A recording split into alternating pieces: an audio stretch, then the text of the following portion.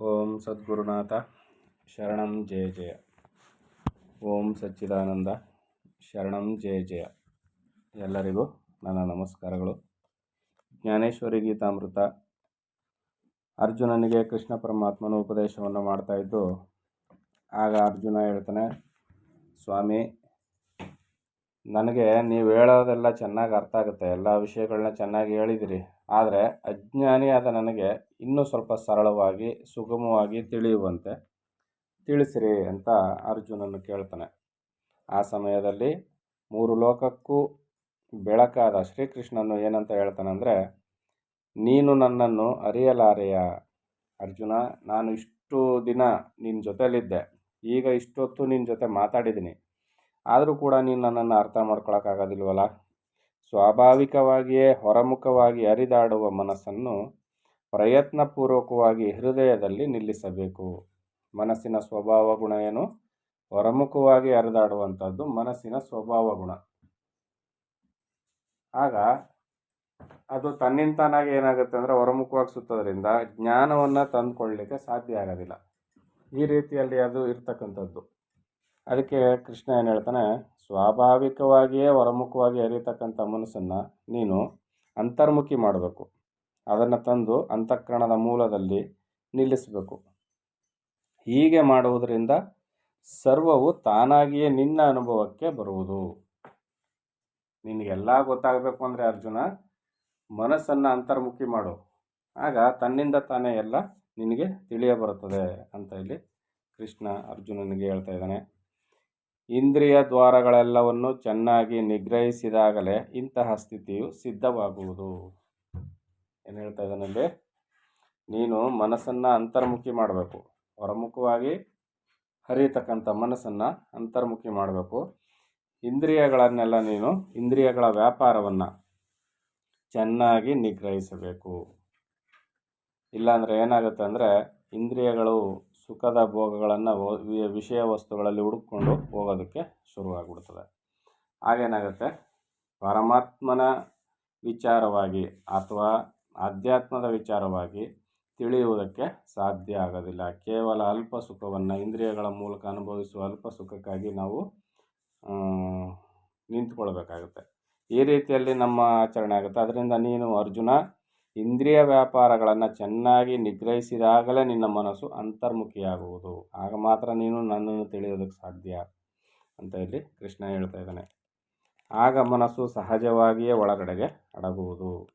ಇಂದ್ರಿಯ ವ್ಯಾಪಾರಗಳನ್ನು ಅಡಗಿಸಿದಾಗ ಮನಸ್ಸು ಸಹಜವಾಗಿಯೇ ಒಳಮುಖವಾಗಿ ಹೋಗುತ್ತೆ. ಇಂದ್ರಿಯ ವ್ಯಾಪಾರವನ್ನು ಅಡಗಿಸ್ಬೇಕಾದ್ರೆ ಏನು ಮಾಡಬೇಕು? ಇಂದ್ರಿಯ ವ್ಯಾಪಾರವನ್ನು ಅಡಗಿಸಬೇಕಾದ್ರೆ ಎಷ್ಟು ಸಾಧ್ಯವೋ ಅಷ್ಟು, ಅಂದರೆ 100ಕ್ಕೆ 100% ಪ್ರಯತ್ನವನ್ನು ಪಡಬೇಕು. ಯಾವ ವಿಚಾರವಾಗಿ ಅಂದರೆ, ಶುದ್ಧ ಸಾತ್ವಿಕ ಆಹಾರವನ್ನು ತಿನ್ನೋ ವಿಚಾರದಲ್ಲಿ. ಶುದ್ಧ ಸಾತ್ವಿಕ ಆಹಾರವನ್ನು ತಿಂದದ್ದೇ ಆದರೆ ಆಗ ಮಾತ್ರ ಸಾಧ್ಯ ಆದಷ್ಟು ಇಂದ್ರಿಯಗಳ ಚಟುವಟಿಕೆ ಕಡಿಮೆ ಆಗೋದು.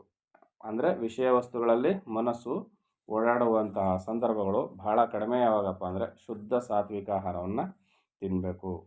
ನಾವೆಲ್ಲ ಮಾಂಸಾಹಾರವನ್ನು ತಿನ್ನೋದನ್ನು ಬಿಟ್ಟರೆ ಸಾತ್ವಿಕ ಆಹಾರ ತಿಂತಾಯಿದ್ದೀವಿ, ಮಿಕ್ಕೆಲ್ಲ ಆಹಾರವು ಸಾತ್ವಿಕ ಆಹಾರ ಅಂತ ನಾವು ಅಂದ್ಕೊಬಿಡ್ತೀವಿ. ಆದರೆ ಮಾಂಸಾಹಾರ ತಿನ್ನುವುದು ಒಂದೇ ದೊಡ್ಡ ಸಾಧನೆ, ಬಿಡುವುದು ಒಂದು ದೊಡ್ಡ ಸಾಧನೆ ಅಲ್ಲ. ಮಾಂಸಾಹಾರ ತಿನ್ನುವುದು ಒಂದು ರೀತಿಯಲ್ಲಿ ಸರಿಯೇ, ಆದರೆ ಅದನ್ನು ಬಿಟ್ಟು ಮಾತ್ರಕ್ಕೆ ಎಲ್ಲ ಸಿದ್ಧಿ ಆಗುತ್ತೆ ಅನ್ನೋದೆಲ್ಲ ಸುಳ್ಳು. ಯಾಕಂದರೆ ನಾವು ತಿನ್ನುವಂತಹ ಅನೇಕ ಆಹಾರಗಳು ರಜೋಗುಣದಿಂದಲೂ ತಮೋಗುಣದಿಂದಲೂ ಕೂಡಿರ್ತವೆ. ಅವುಗಳನ್ನು ನಮ್ಮ ಶರೀರದ ಸಾಧನೆಗೆ ಒಗ್ಗೋದಿಲ್ವ ಅನ್ನೋದನ್ನು ನೋಡಿಕೊಂಡು ಅವುಗಳನ್ನು ಕೂಡ ನಾವು ಹತೋಟಿ ಮಾಡಬೇಕು. ಆಗ ಮಾತ್ರ ನಮಗೆ ಆ ಶುದ್ಧ ಸಾತ್ವಿಕ ಆಹಾರದ ಸೇವನೆ ಆಗುತ್ತೆ. ಆಗ ಮನಸ್ಸು ಕಂಟ್ರೋಲಿಗೆ ಬರುತ್ತೆ, ಇಂದ್ರಿಯಗಳ ಚಟುವಟಿಕೆ ಕಡಿಮೆ ಆಗುತ್ತೆ.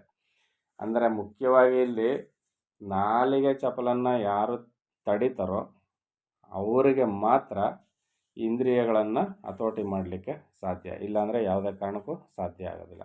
ನಾಲಿಗೆ ಚಪಲನ್ನು ತಡೆಯೋದೇ ದೊಡ್ಡ ಸಾಧನೆ.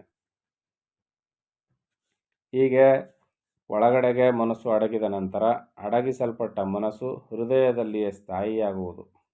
ಕೈಕಾಲುಗಳು ಮುರಿದು ಕೈಕಾಲುಗಳನ್ನು ಮುರಿದಂಥ ವ್ಯಕ್ತಿಯು ಮನೆಯನ್ನು ಬಿಟ್ಟು ಎಂದಿಗೂ ಹೊರಗಡೆ ಹೋಗದಿರುವಂತೆ ಮನಸ್ಸು ಸಹ ಒಳಗಡೆ ಬಂಧಿಸಲ್ಪಟ್ಟು ಮನುಷ್ಯನು ಪ್ರಾಣವಾಯುವಿನ ದ್ವಾರ ಪ್ರಣವ ಓಂಕಾರವನ್ನು ಧ್ಯಾನಿಸಬೇಕು. ಅಂದರೆ ಇಲ್ಲಿ ಯಾವಾಗ ಮನಸ್ಸು ಅಂತರ್ಮುಖಿಯಾಗುತ್ತೋ ಆಗ ಆ ಪ್ರಣವ ಓಂಕಾರವನ್ನು ಧ್ಯಾನ ಮಾಡಬೇಕು. ಅಂದರೆ ಇಲ್ಲಿ ಪ್ರಣವ ಓಂಕಾರ ಅಂದರೆ ಯಾವುದು? ಓಂ ಎಂಬ ಅಕ್ಷರವನ್ನು ಧ್ಯಾನ ಮಾಡಬೇಕು ಅಂತ. ಓಂ ಎಂಬ ಅಕ್ಷರವನ್ನು ಧ್ಯಾನ ಮಾಡುವ ಕ್ರಮ ಯಾವುದು?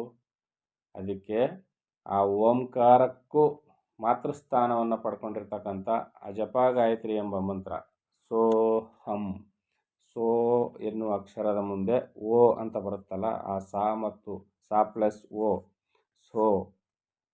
ಹಂ, ಹ ಪ್ಲಸ್ 0 ಹಂ ಇದೆಯಲ್ಲ, ಇದರಲ್ಲಿ ಸಾ ಇಂದ ಓ ತೆಗೆದು ಹಮ್ಮಿಂದ 0ಯನ್ನು ತೆಗೆದು ಓಂ.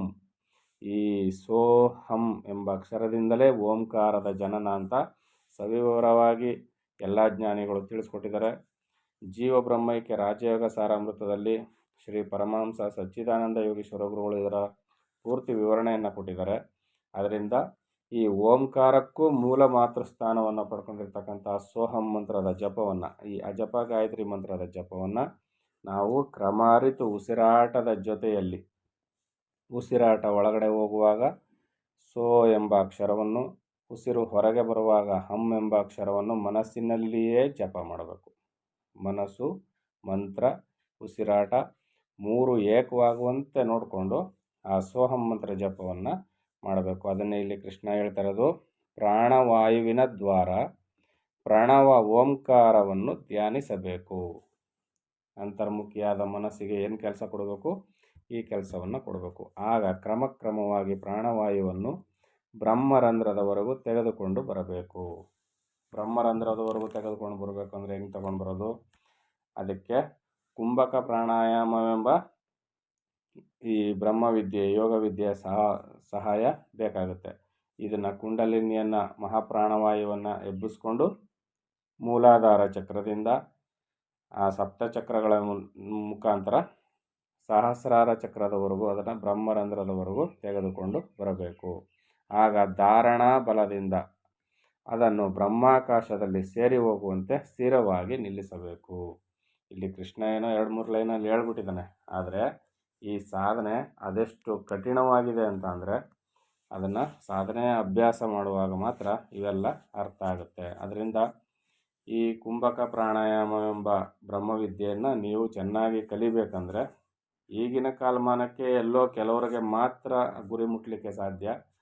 ಅಂತೂ ಆ ಹಂತದಲ್ಲಿ ಸಾಧನೆಯನ್ನು ಮಾಡಿದ್ದೇ ಆದರೆ ಒಂದು ಸ್ವಲ್ಪ ದೂರನಾದರೂ ನಾವು ಸಾಗಿ ಹೋಗ್ಬೋದು. ಅದಕ್ಕೆ ಈ ಕುಂಭಕ ಪ್ರಾಣಾಯಾಮವನ್ನು ಶ್ರೀ ಪರಮಹಂಸ ಸಚ್ಚಿದಾನಂದ ಯೋಗೀಶ್ವರರು ಬೆಂಗಳೂರು ಕೆಂಪಾಪುರ ಅಗ್ರಹಾರದಲ್ಲಿ ಮಠಾಲಯದಲ್ಲಿ ಜೀವ ಸಮಾಧಿಯಾಗಿದ್ದಾರೆ. ಅವರು ಜೀವ ಬ್ರಹ್ಮೈಕ್ಯ ರಾಜಯೋಗ ಸಾರಾಮೃತವು ಅನ್ನುವ 2 ಗ್ರಂಥಗಳನ್ನ ಬರೆದಿದ್ದಾರೆ. ಅದರಲ್ಲಿ ಹಲವಾರು ವಿಚಾರಗಳನ್ನ ಬರೆದಿದ್ರು ಕೂಡ ಈ ಕುಂಭಕ ಪ್ರಾಣಾಯಾಮ ಎಂಬ ಬ್ರಹ್ಮವಿದ್ಯೆಗೆ ಹೆಚ್ಚಿನ ಮಹತ್ವವನ್ನು ಕೊಟ್ಟು ಅದನ್ನು ಸಂಪೂರ್ಣ ವಿವರಣೆಯೊಂದಿಗೆ ಸೋಹಂ ಮಂತ್ರ ಜಪ, ಕುಂಭಕ ಪ್ರಾಣಾಯಾಮ ಇವುಗಳ ವಿಚಾರವನ್ನು, ಧ್ಯಾನ, ಧಾರಣ, ಸಮಾಧಿ ವಿಚಾರಗಳನ್ನು ಅತ್ಯಂತ ಸವಿವರವಾಗಿ ಬರೆದಿಟ್ಟಿದ್ದಾರೆ. ನೀವುಗಳು ಅದನ್ನು ಅಲ್ಲಿ ಹೋಗಿ ಆ ವಿಚಾರಗಳನ್ನ ತಿಳಿದುಕೊಂಡು ಅಲ್ಲಿ ತಿಳಿದವರಿಂದ ಈ ಕುಂಭಕ ಪ್ರಾಣಾಯಾಮವನ್ನು ಅಭ್ಯಾಸ ಮಾಡಿದ್ದೇ ಆದರೆ ನಿಮಗೆ ಕೃಷ್ಣನು ಹೇಳಿದಂಥ ಈ ಒಂದು ಸ್ಥಿತಿ ಪಡೆಯೋದಕ್ಕೆ ಸಾಧ್ಯ ಆಗುತ್ತೆ. ಹಲವಾರು ಕಡೆ ಹೇಳ್ಕೊಡ್ತಾರೆ. ಆದರೆ ನಮಗೆ ಗೊತ್ತಿರುವ ಒಂದು ವಿಳಾಸವನ್ನು ಮಾತ್ರ ನಾವು ಇಲ್ಲಿ ತಿಳಿಸ್ಲಿಕ್ಕೆ ಸಾಧ್ಯ. ಇನ್ನು ಬೇರೆ ಬೇರೆ ಕಡೆ ಇದೆ, ಆದರೆ ಸರಿಯಾದ ಮಾರ್ಗದಲ್ಲಿ ಸಾಗುವುದು ಬಹಳ ಉತ್ತಮ. ಯಾಕಂದರೆ ಇವರು ಚೆನ್ನಾಗಿ ಸವಿವರವಾಗಿ ತಿಳಿಸ್ಕೊಟ್ಟಿದ್ದಾರೆ. ನಿಮಗೆಲ್ಲಾದರೂ ಹತ್ತಿರದಲ್ಲಿ ಆ ಥರದ ಒಂದು ವಿದ್ಯೆ ಸಿಕ್ಕಿದ್ದೆ ಆದರೆ ನೀವು ಕೂಡ ಸಾಧನೆಯನ್ನು ಮುಂದುವರಿಸಿ ಯಶಸ್ಸನ್ನು ಪಡೀರಿ. ಇನ್ನು ಕೃಷ್ಣ ಮುಂದುವರೆದು ಏನು ಹೇಳ್ತಾನೆ ಅಂತ ಮುಂದಿನ ಆಡಿಯೋದಲ್ಲಿ ನೋಡೋಣ. ಎಲ್ಲರಿಗೂ ಒಳ್ಳೆಯದಾಗಲಿ. ಓಂ ಸದ್ಗುರುನಾಥ ಶರಣಂ ಜಯ ಜಯ. ಓಂ ಸಚ್ಚಿದಾನಂದ ಶರಣಂ ಜಯ ಜಯ. ಹರಿ ಓಂ ತತ್ಸತ್. ಹರಿ ಓಂ ತತ್ಸತ್. ಹರಿ ಓಂ ತತ್